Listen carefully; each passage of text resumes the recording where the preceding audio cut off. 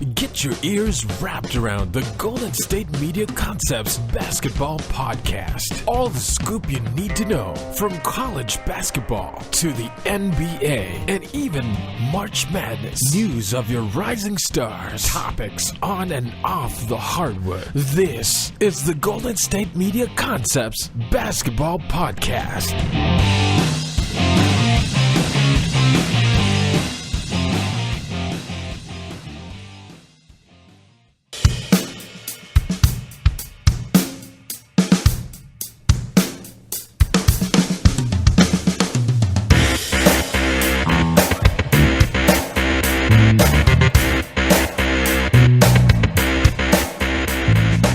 Thank you for listening to the Golden State Media Concepts Basketball Podcast, where we discuss all the news in the world of basketball, the NBA, college, high school, AAU, whatever, NBA 2K17, all the news in basketball.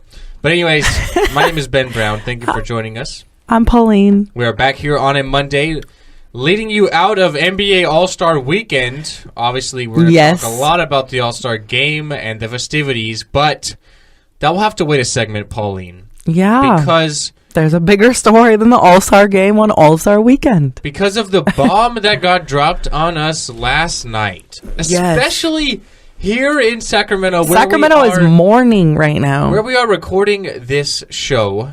It's raining outside because the world is sad.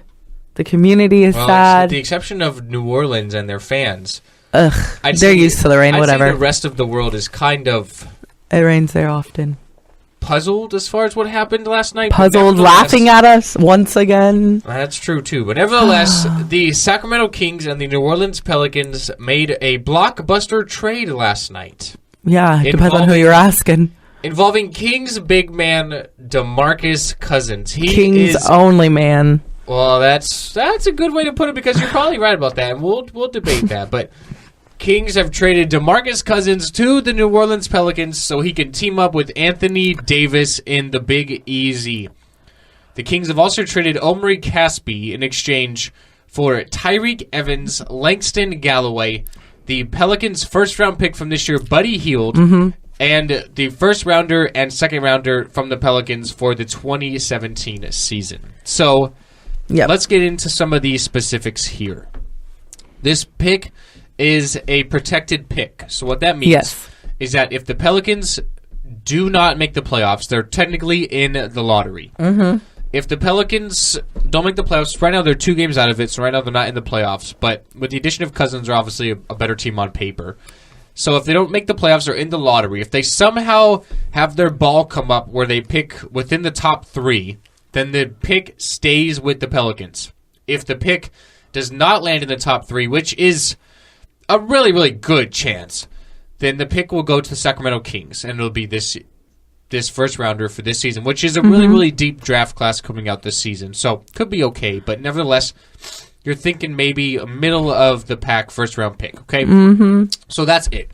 So now, Pauline, I know you are a Kings fan. Yes. So why don't you just talk to me about this trade and what you thought of it? So I feel two ways about it. On one side, and I mean, I've talked about it before, there's days when I'm really in love with DeMarcus. There's days when I'm just so over him. And we've talked about that on the show as well. But, so on one side, I'm in distress because this seems like a pattern with the Kings. We have a guy who's decent, great, or on the cusp of greatness. We trade him. We get rid of him. We get rid of him right when he's at the peak of his prime or getting into that peak of his prime. Think Isaiah Thomas, now DeMarcus. Who else? Let me think of some other people. I can probably think of an entire list, actually. Even Rick Alderman, he left, went to the Rockets and did well, went to playoffs. Okay, anyways. Yeah, Kings got rid of Alderman. Their head coach, the end of their whole, I guess you would say, term of everybody, when they leave us, goes on to another team, and somehow, some way, that team goes to the playoffs and does really well in the playoffs, and they do well on that team. And then we think to ourselves, why couldn't you guys do that here? Anyway, so DeMarcus is going to the Pelicans, and so part of me is like, great, what are we going to do? I mean, you got Tyreek Evans back. He was, and that's the other thing. We take everybody back at the end of their prime. No, it's, I mean, it's sarcasm, but that's true. Rajon Rondo, Tyreek, best season was Rudy Gay. You know, yes, like we'll take people back. Matt Barnes, we'll take them back at the end of their prime when they're dwindling.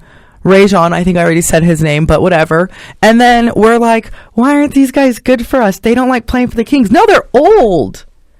They're old.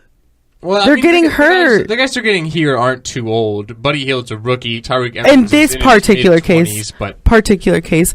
So, you know, a part of me is like, okay, kind of upset about it.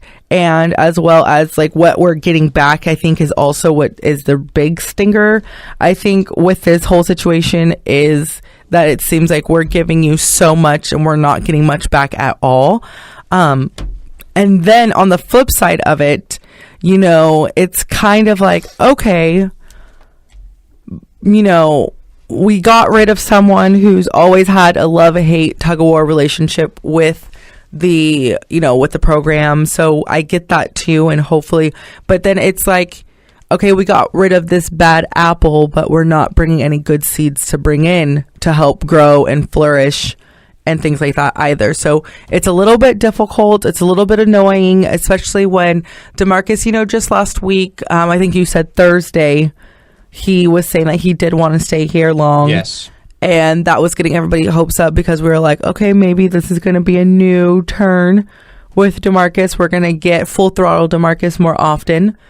And then this happens and everybody's just literally shocked. I couldn't sleep last night. Probably had to do with this too. I mean, because I was like, Kings. It's hard to be a Kings fan. It's difficult. It's so difficult. I had some trouble sleeping last night because the rain and wind was literally hitting my window extremely loud because it's kind of stormy here in Sac. But nevertheless, let's talk about this trade, okay? Mm-hmm. So my thoughts on the trade. Well, the Kings opened up that like plastic, I guess you can say, swinging door.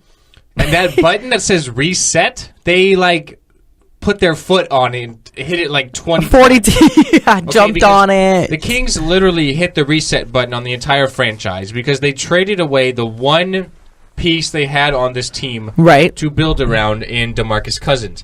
And what you got back, in my eyes, not really much. I mean, you're getting Langston Galloway. Okay, I'm not sure who that is, no disrespect to him, but he's getting waived. So you're giving him away. That was just a salary cap trade. Yeah. You have Tyreek Evans, who's making about $10 million this year, averaging 9 points, 3 rebounds, 3 assists. Can't stay healthy. You already let him go and let him walk once to New Orleans when he was a free agent after his rookie deal. And you're bringing him back, and he's an expiring contract. Yes. He's not under contract for next season. Right. So you're not going to have any... You're not going to re-sign him. You're not going to do that. So what did you trade DeMarcus Cousins really for? You traded him for Buddy Hield, who's a rookie out of Oklahoma, who's already 24 years old. So he's already past, I guess you can say, what the NBA wants. Because look at guys like Davis and Cousins. They're 26 and 25. They're a year older than Buddy Hield, and they're already multiple-time All-Stars. Buddy Hield's just barely in the league. Deep in there. So you're trading for a guy who's already 24 years old. He's averaging 8.5 points per game in New Orleans. He'll probably get a bump here in Sacramento because there's no one else here. Your best player now is Darren Collison, who, no disrespect to Darren Collison, not a bad guard, but he wouldn't start on half the teams in the NBA. He's a backup point guard. Yeah. Okay, so, and he's your best player right now. So, of course, I think Hield will probably see a bump in his production, maybe from like 8.5 points to maybe an 11. He's going to compete with Ben McLemore, who's also disappointed in his time in the NBA for that 2-guard position. And you have a first-round pick, which will probably be in the middle of the draft this year. So I'm not sure how that's going to go. And a second-round pick. I realize you drafted Isaiah Thomas with the last pick of the draft the year he came out of college, but you don't get those players in the second round. Not many Isaiah Thomases, yeah. So you have to kind of say that's a throwaway in my eyes. So you traded DeMarcus Cousins for basically a guy who's already been thrown away by New Orleans halfway through his rookie season. And I realize if you have a chance to get DeMarcus Cousins, you're probably going to give away someone you might think has some potential. But if you were really, really high on Buddy Hield and he's having the season, let's say, like a Joel Embiid is having 20 points, you're not, maybe like 5 rebounds, you're not going to trade give him away. You know what I mean? You're not going to give him away that easily. Right. So the Pelicans can't really think that Buddy Hield is all that great, is what I'm going to say. So you're giving him away and a first-rounder for a legit all-star, a guy who's averaging 26 points and 11 rebounds in DeMarcus Cousins. Mm-hmm. What are the Kings doing? They're literally hitting the reset button. They have turned into the Philadelphia 76ers. My heart. They're going to be irrelevant, which they've already been for the last 12 years, even more now for the next 3 years. Try to stockpile all these high draft picks, which has not worked because in the last 12 years, they've been in the lottery every single year. The only good pick they've had is DeMarcus Cousins. Every other lottery pick has been terrible. Tyreke Evans had his best season of his career as a rookie when he averaged 25-5. Yes. He's now averaging 9-3-3. He's done. He can't stay healthy. So the only pick you've had which was successful was DeMarcus Cousins in the lottery. What makes me think that for the last 12 years, you've only stepped up to the plate and hit one home run, that you're going to hit a home run the next 3 years in a row? It's not going to happen. You're being optimistic, and I realize you have to, but it's not going to happen. And for me, the Kings publicly and privately went to DeMarcus Cousins and told him he is not going to get traded. No, yes. They made it a big deal. What did they do 3 days later? They made it such a big deal. I knew something Didn't even give him a courtesy call. And he said he wanted to sign long-term. Didn't even give my man a courtesy call. Said on Thursday he wanted to sign long-term. And I'm going to sort of play a little bit of devil's advocate here. Sure. He talked about wanting to have his jersey hung up in the rafters and all this great stuff. And while he might really enjoy Sacramento and the city, and he's done a lot of community work for kids and everything, I'm sure a lot of this is his pocketbook talking. Because if he signed an extension, which he can do in the summertime, he would be making the max deal 5 years about $209 million. So that's a lot of money. Now he gets dealt to New Orleans. The max deal he can sign in the offseason is 5 years, about $150 million. So he's missing out on a lot of money, right? Which he would have obviously got. So the Kings really, ultimately, to me, said, we need to hit the reset button because we're tired of DeMarcus Cousins' antics. 17 technicals this season, the most in the league since 2010. He does bring a lot of baggage to the table. And they don't think they could build around him. So they hit the reset button and got something for him before they got nothing for him and didn't want to pay him that monster deal, which he already said he would have signed in the offseason. So now you're hitting the reset button and starting over because you have nothing to build around. And to be honest, Pauline, I feel like this trade was kind of in the works, even going back to the draft last year, because look at what Sacramento did. Everyone kind of was scratching their head and saying, wait, what are they doing? Because they drafted Georgios Papagiannis from Greece in the first round with their lottery pick. He's like a 7'2", legit post-presence big man. Yes. And he has not appeared in the NBA yet because he's basically one of those project guys, a guy that's a couple years away. He's playing with the Reno Bighorns in the D-League right now. Yes. So he's a couple years away. They also drafted Skal Labissiere from Kentucky. He's another big man who plays more of that perimeter game, steps out, hits the 3, 6'10", gets some blocks. He hasn't appeared either. He's a developmental guy as well. So why would you draft two big men in the first round if you intended to keep DeMarcus Cousins? So I feel like this because we were. I remember when I was watching the draft, that was something I was thinking to myself. I was like, we don't need all these big guys.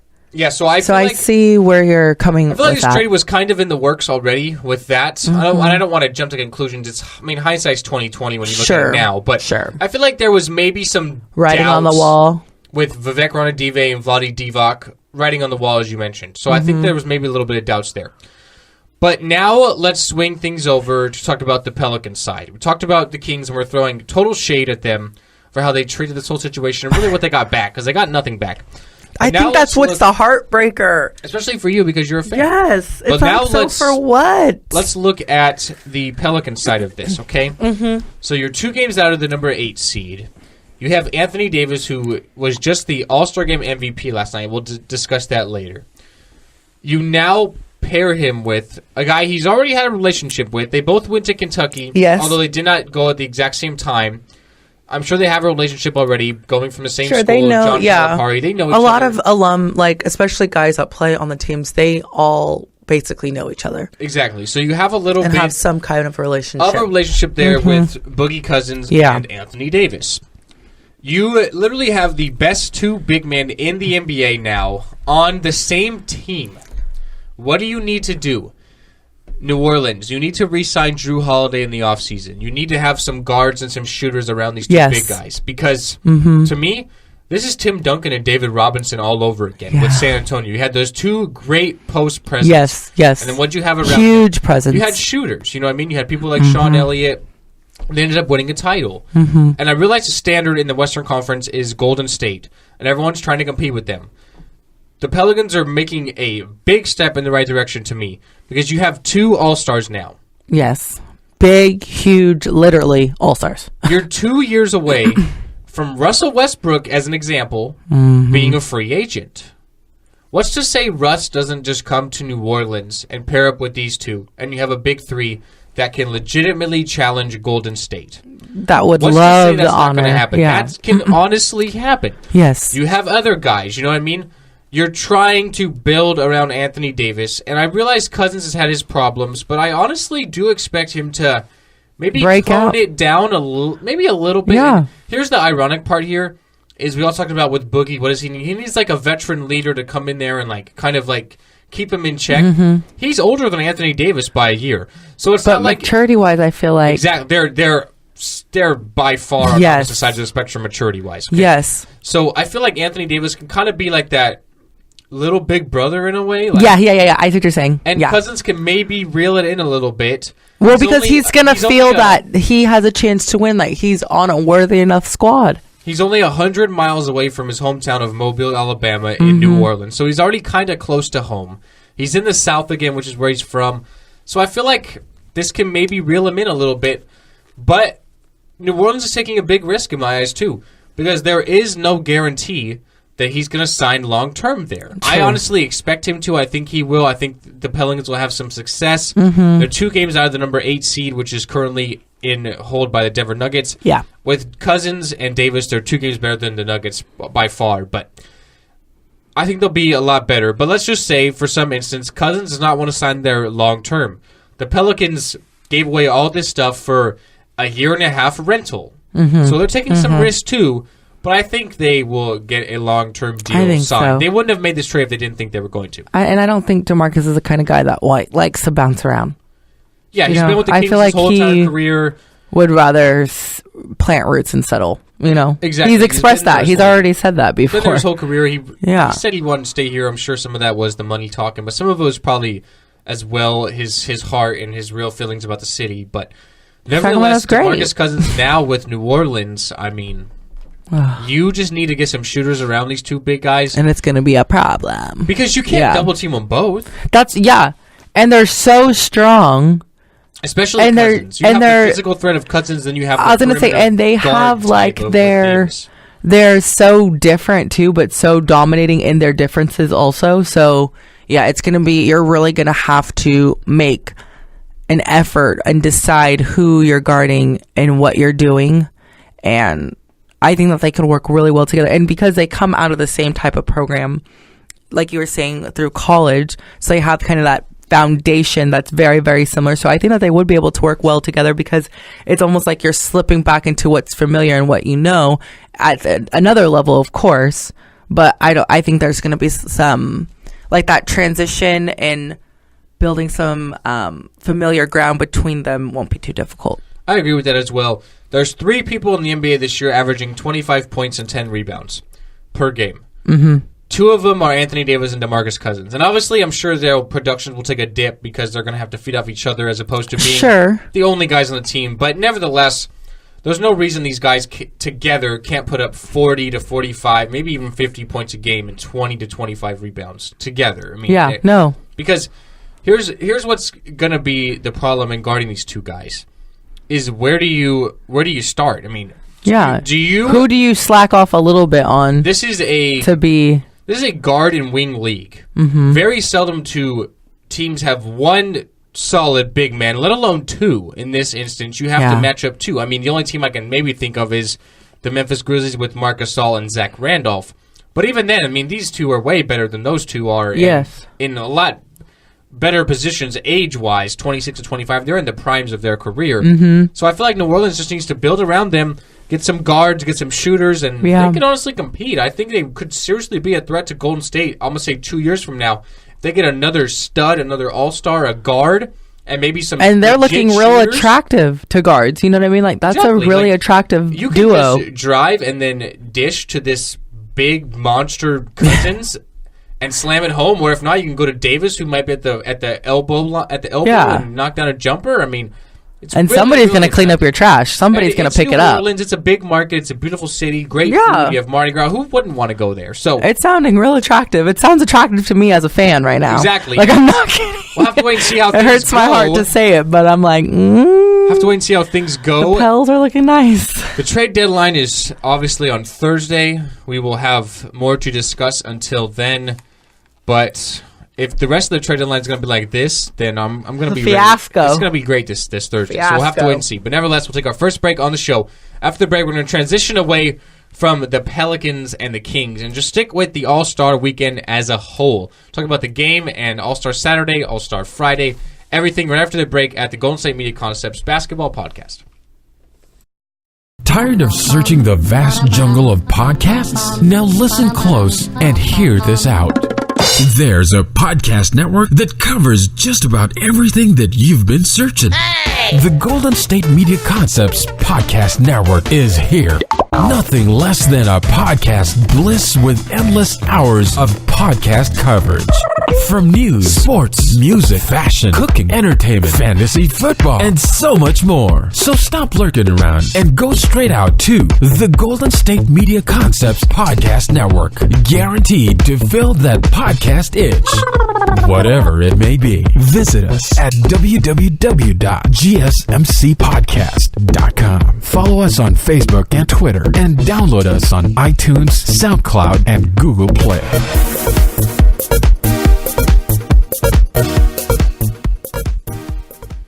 We are here at the Golden State Media Concepts Basketball Podcast. Pauline and I will now be talking about NBA All-Star Weekend. We had the huge bomb dropped on us last night. Let's talk about just some of the festivities as a whole. We'll talk about the All-Star Game first.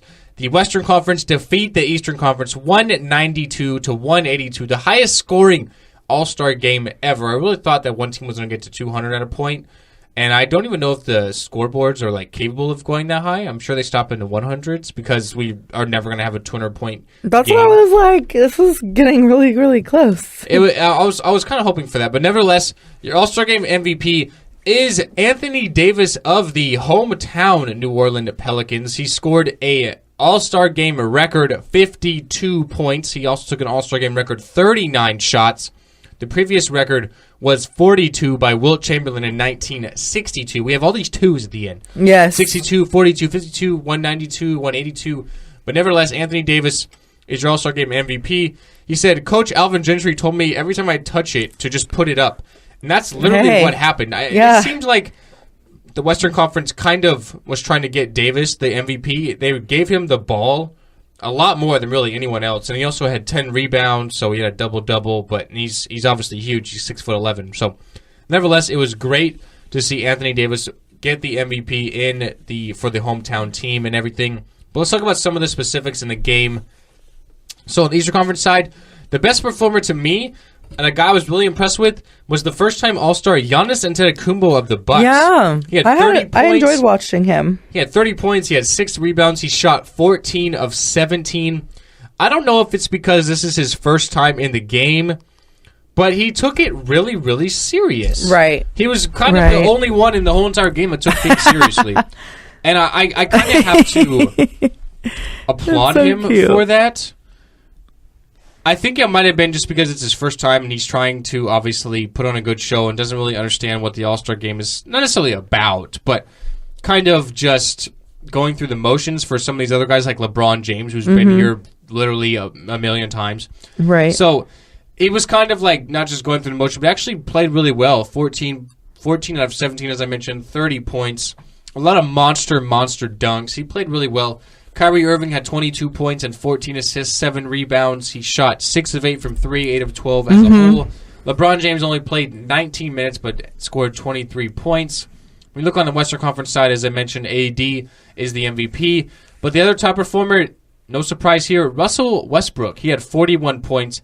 He was aiming to be the first player ever to win 3 consecutive All-Star Game MVPs. Obviously, was not the case.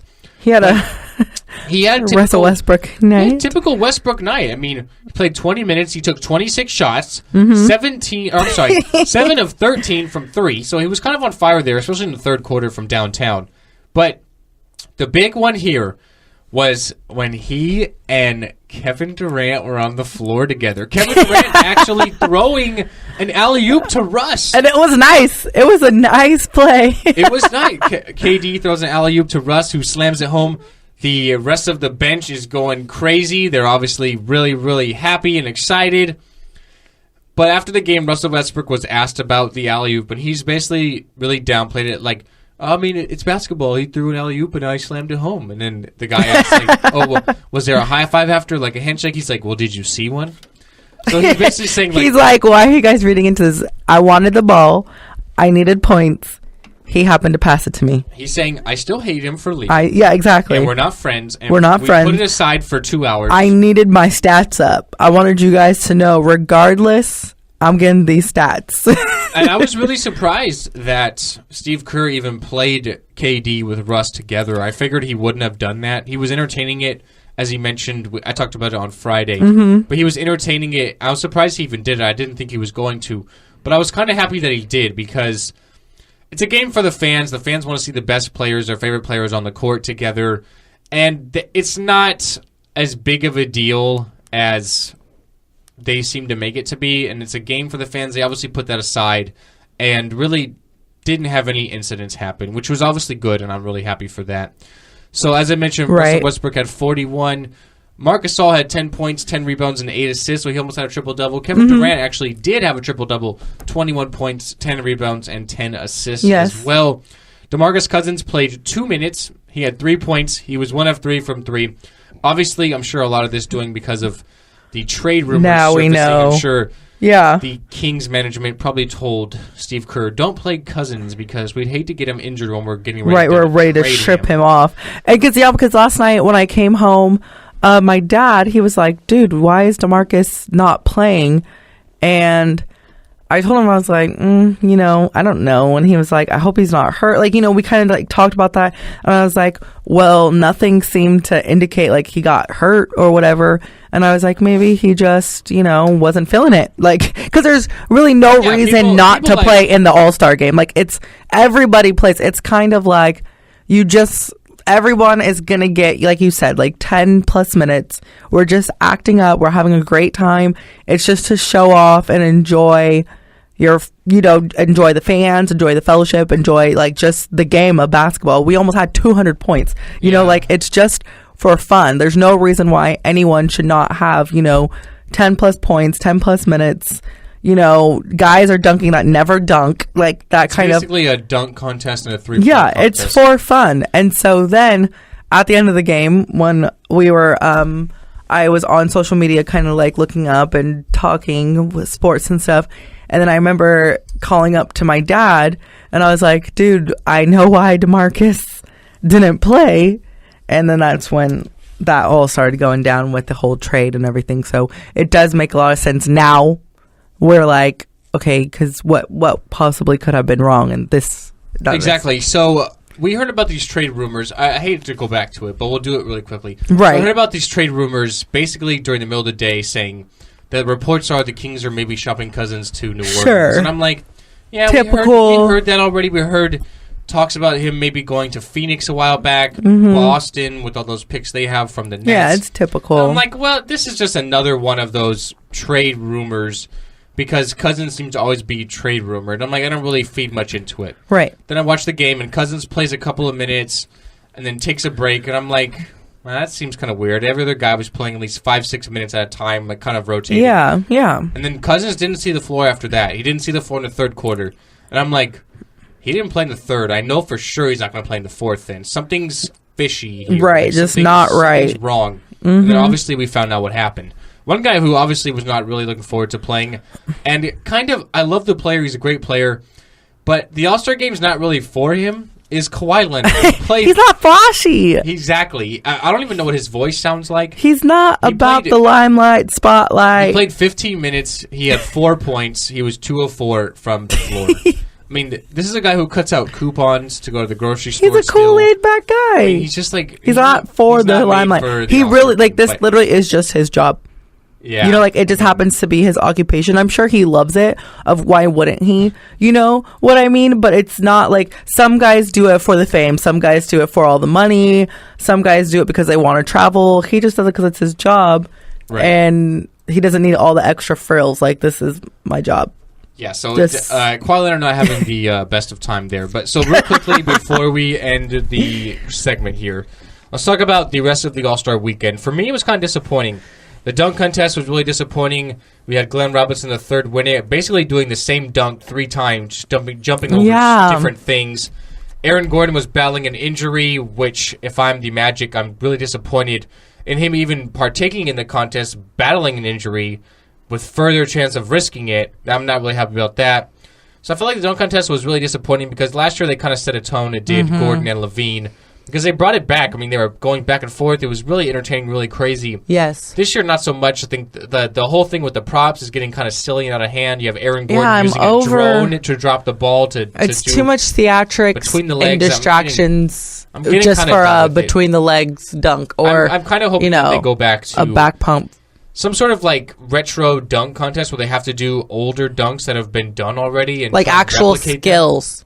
Right, because like get rid of the props, creativity, and dunk skills. They're silly. You guys are. It gets out of hand, or like limit the amount of usage for props. Like one dunk you can do with a prop.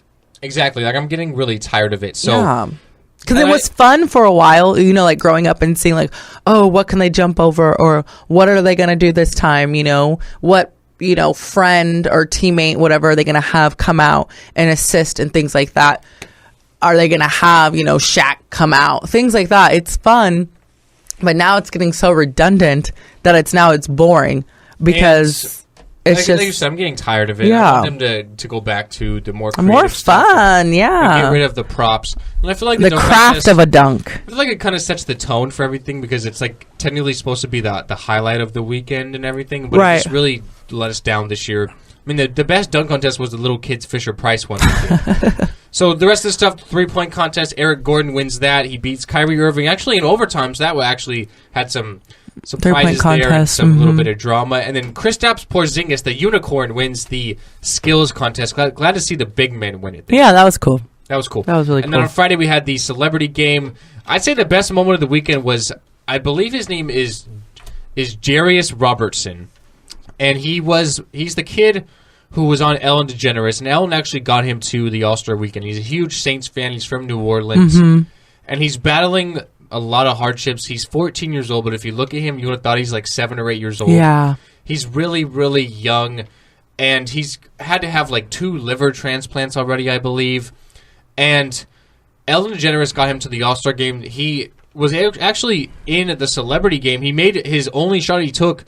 Yeah, and how awesome! Really just kind of hanging out there all weekend, and it was really enjoying nice the to time. See. I'm glad that the NBA was allowing him to go there. Ellen sending him there, and really the players. Yeah, how awesome is that? And the celebrities for kind of taking them in and taking them under his wing. He was really the highlight of the weekend for me. Right. And he's a great follow on Twitter as well, by the way. I think he has around, last time I checked, like 25,000 tweets. I'm sure it's constantly going up, but I think it's at Jarius, literally just at Jarius. So he has a great handle, by the way. But he's a great follow on Twitter because he literally just like roasts and goes back and forth with athletes and celebrities all from this weekend. It's really, really fun. So I know he was like taking some shots at like Mark Ingram of the Saints. So that was really good there. He's a great follow. Make sure you check out his Twitter feed. It's really interesting and really entertaining. But I feel like the weekend was kind of disappointing. So we'll take our last break of the show. After the break, we're going to switch gears, talk about some college basketball from this weekend. The top 25 performers. Number 1, Gonzaga with a victory over UOP stays undefeated.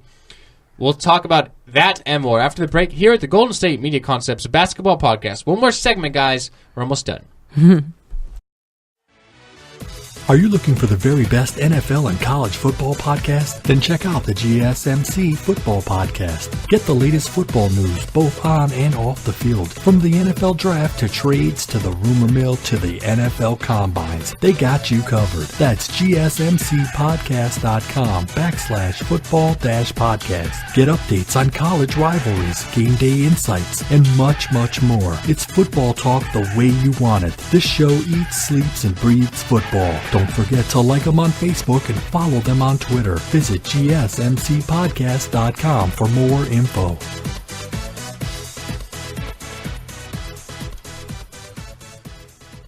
So as if Michigan State's season couldn't get any worse, they're currently 16-11, 8-6 in the Big Ten, and they're in real danger of seeing their 19-year streak of being in the NCAA tournament snapped.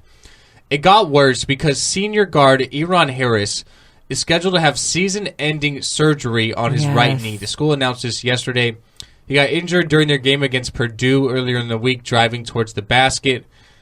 So Tom Izzo, the coach, said we all feel absolutely awful for Eron. As I said last night, I couldn't ask for more than what he does and gave to this program. Over the last month, he's grown even more than I have of a leader and has been an example to his young teammates.